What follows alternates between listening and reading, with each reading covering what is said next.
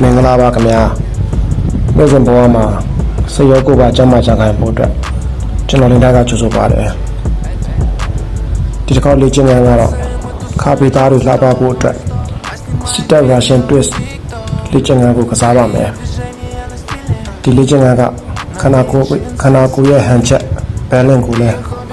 ကောင်းလို့စေပါတယ်ခေါင်းပေါ်မှာထိုင်ကိုယ်လုံးကို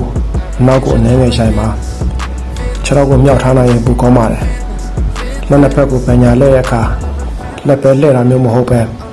ရှင်ဘက်တစ်ခုလုံးလှည့်ပေးရမှာပါခါပေးကြွတာ obelisk တွင်ညှစ်သွားတာကိုအာရုံခံပါအသက်ရှူတာကိုအောင့်ထားပါနဲ့ဘေးကိုလှည့်တဲ့အချိန်မှာ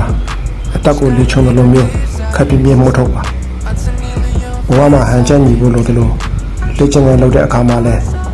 တော်လုံးမှုတွေကြားမှာတည်ငြိမ်ဖို့ကြိုးစားတာကဘာဝနာတစ်မျိုးပါပဲ